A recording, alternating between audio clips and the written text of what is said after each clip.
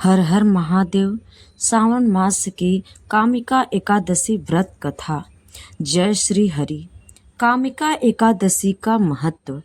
अर्जुन ने कहा, हे प्रभु, मैंने आषाढ़ माह के शुक्ल पक्ष की देवसैनी एकादशी का सविस्तार वर्णन सुना। आप मुझे श्रावण माह के शुक्ल पक्ष की एकादशी की कथा सुनाने की कृपा करें।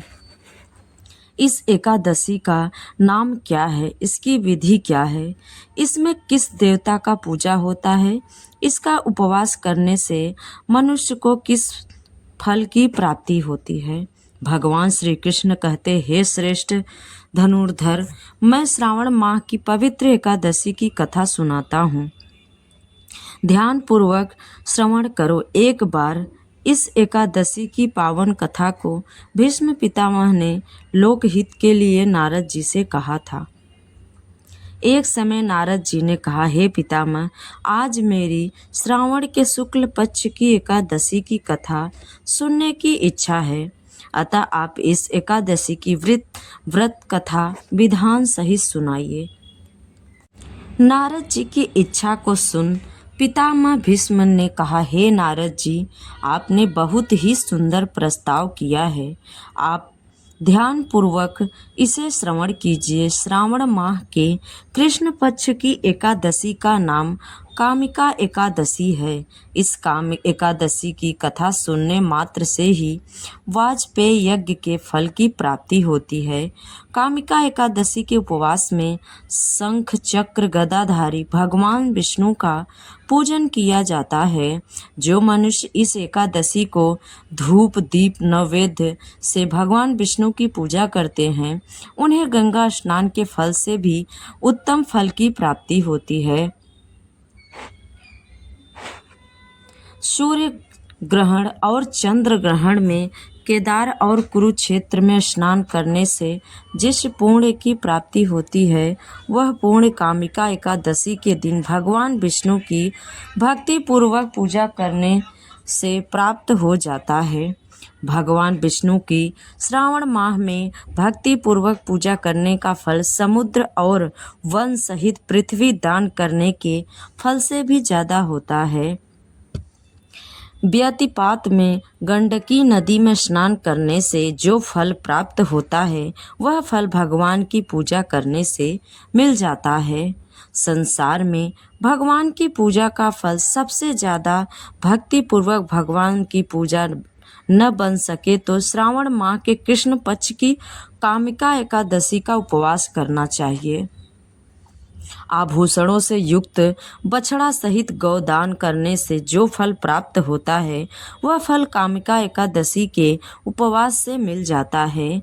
जो उत्तम द्विज श्रावण माह के कृष्ण पक्ष की कामिका एकादशी का उपवास करते हैं तथा भगवान विष्णु का पूजन करते हैं, उनसे सभी देव, नाग, किन्नर, पितृ आदि की पूजा हो जाती है। इसलिए पाप से डरने वाले व्यक्तियों को विधि विधान सहित इस उपवास को करना चाहिए।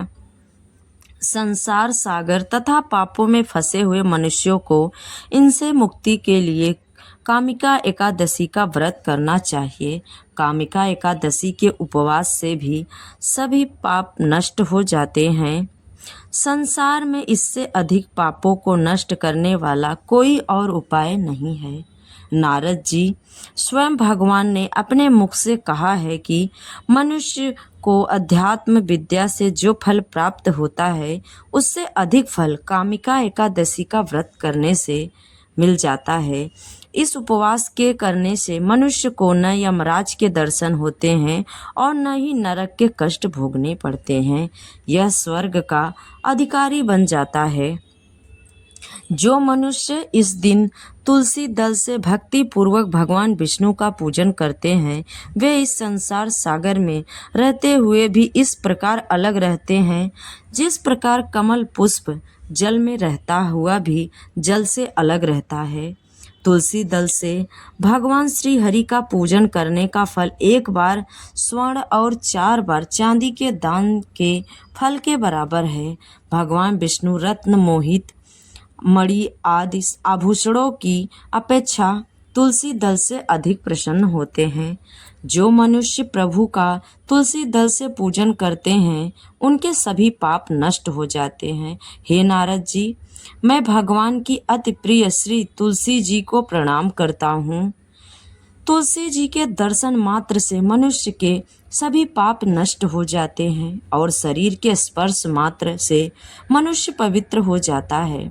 तुलसी जी को जल से स्नान कराने से मनुष्य की सभी यम यातनाएं नष्ट हो जाती है। जो मनुष्य तुलसी जी को भक्ति पूर्वक भगवान के श्री चरण कमलों में अर्पित करता है उन्हें मुक्ति मिलती है। इस कामिका एकादशी की रात्रि को जो मनुष्य जागरण करते हैं और दीप दान करते हैं उनके पुण्यों को लिखने में चित्रगुप्त भी असमर्थ हैं। एकादशी के दिन जो मनुष्य भगवान के सामने दीपक जलाते हैं उनके पितर स्वर्ग लोक में अमृत का पान करते हैं। भगवान के सामने जो मनुष्य घी या तिल के तेल का दीपक जलाते हैं उनको सूर्य लोक में भी सहस्त्रों दीपकों का प्रकाश मिलता है। कामिका एकादशी व्रत कथा। एक गांव में एक वीर क्षत्रिय रहता था। एक दिन किसी कारणवश उसकी ब्राह्मण से हाथापाई हो गई और ब्राह्मण की मृत्यु हो गई। अपने हाथों मारे गए ब्राह्मण की क्रिया उस क्षत्रिय ने करनी चाहिए, परंतु पंडितों ने उसे क्रिया में शामिल होने से मना कर दिया। ब्राह्मणों ने बताया कि तुम पर ब्रह्मा हत्या का दोष है, पहले प्रायश्चित कर इस पाप से मुक्त हो, तब हम तुम्हारे घर भोजन करेंगे। इस पर क्षत्रिय ने पूछा कि इस पाप से मुक्त होने के क्या उपाय हैं। तब ब्राह्मणों ने बताया कि श्रावण माह के कृष्ण पक्ष की एकादशी को भक्ति भाव से भगवान श्रीधर का व्रत एवं पूजन कर ब्राह्मणों को भोजन करा के सदक्षिणा के साथ आशीर्वाद प्राप्त करने से इस पाप से मुक्ति मिलेगी। पंडितों ने बताया हुए तरीके पर व्रत कराने वाली रात में भगवान श्रीधर ने क्षत्रिय को दर्शन देकर कहा कि तुम्हें ब्रह्म हत्या के पाप से मुक्ति मिल गई। इस व्रत के करने से ब्रह्म हत्या आदि के सभी पाप नष्ट हो जाते हैं और इस लोक में सुख भोग कर प्राणी अंत लोक में विष्णु लोक को जाते हैं।